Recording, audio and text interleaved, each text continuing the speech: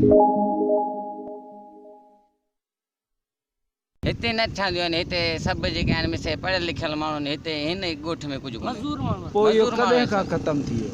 इहो त असांखे ख़बर ई न आहे। पहिरीं असां पाण नवां आहियूं, असां लॾो नओं खणी आया आहियूं, असांखे ख़बर ई न आहे। असां पढ़ण वारा आहियूं, तालीम असां हासिलु करणु वेंदा आहियूं। तव्हां घणी तालीम हासिलु कई? असां 9th दर्जे में पढ़ंदा आहियूं, मेन स्कूल में। मेन स्कूल में? हा, मेन स्कूल में। ऐं हितां घणा छोकिरा पढ़ंदा आहिनि या? हा, हितां जा तक़रीबन माना केतिरा ई शागिर्द पढ़ंदा आहिनि मेन स्कूल में। अच्छा, हिते हिन ॻोठ में हा छोकिरियुनि जे पढ़ाइण जो रिवाजु आहे? छोकिरियूं न आहिनि, बाक़ी छोकिरा पढ़ंदा आहिनि सिर्फ़ु मेन स्कूल में। छोकिरियूं ठुप न? छोकिरियूं ठुप न। हर कंहिंजा इदारा हूंदा आहिनि। हिकिड़ो मिसाल खे शागिर्द ऐं शागिर्दानियूं मिसाल जे गॾु पढ़नि त उहो रूल्स कोन्हे। गॾु कोन थो चवां, अलॻि स्कूल अथव? अलॻि हुजे पिसे गर्ल्स स्कूल आहे मिसाल खे हिन जो छा नालो अथव इहो गवर्नमेंट गर्ल्स स्कूल जेको आहे पढ़ी सघनि थियूं। असां मेन स्कूल में वरी बॉइज़ पढ़ी सघनि था। रूल्स अहिड़ा हुजनि बाक़ाइदे नाल ईअं आहिनि। हा, रूल मिसाल सुठा लॻा पिया आहिनि। उस्ताद पढ़ाई सुठी लॻी पई आहे। उस्ताद भला भला आहिनि जेके पंहिंजी महिनत करे शागिर्द पढ़ाइनि था। वरी माना पंहिंजे छा नालो अथव त वॾी पोजीशन ते पुॼनि था। हिते हिकिड़ो शादीशुदा जोड़ो आहे, ठीकु आहे? हा, उनजी घरवारी खे पेट थी वियो आहे। हा, हाणे उहो ॿार ॼमी थी। हा, त तव्हां छा पसंदि कंदव त उहा लेडी डॉक्टर वटि वञे या मर्द डॉक्टर वटि वञे? हाणे उहो त असां हिकिड़ी ॻाल्हि ॿुधाए न, असांखे एतिरी तालीम ई न आहे जो असां हुनखे न। ही त सादो सुवालु आहे। मां पुछां थो तूं छा चाहींदे त मर्द डॉक्टर वटि वञे या औरत वटि? औरत वटि न? त औरत त हूंदी ई कान।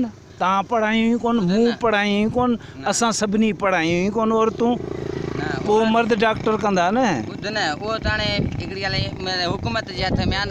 असां नंढनि जो छा वञे, असांखे वॾा। तूं मूंसां वाइदो करींदो त तूं जॾहिं वॾो थींदे शादी कंदे ऐं अहिड़ो वक़्तु ईंदो तूं पंहिंजी न्याणी खे पढ़ाईंदे? जी, हिकिड़ी ॻाल्हि जॾहिं असां पंहिंजे उहिदे ते पुॼंदासीं त पोइ असां करे सघूं था। पर असांजे तुंहिंजो उहिदो रुॻो एतिरो आहे। ॿुध न, असां पहिरीं इहो ॿुधायूं था त जेकॾहिं असां पंहिंजी महिनत करे असां पंहिंजी कामयाबी माणींदासीं, असां पंहिंजे माउ पीउ खे ख़ुशि रखंदासीं।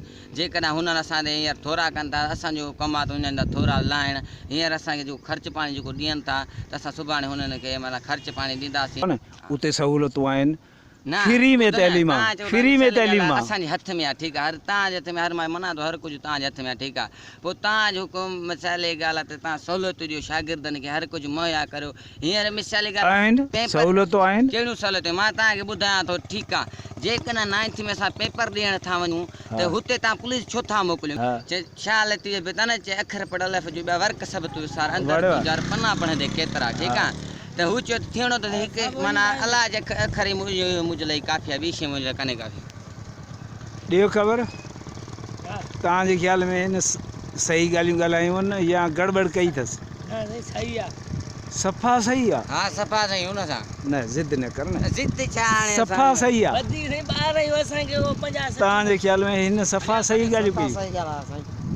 सफ़ा सही ॻाल्हि आहे, ठीकु आहे। मोकिलाणी न आहे, दिलि में न कजो।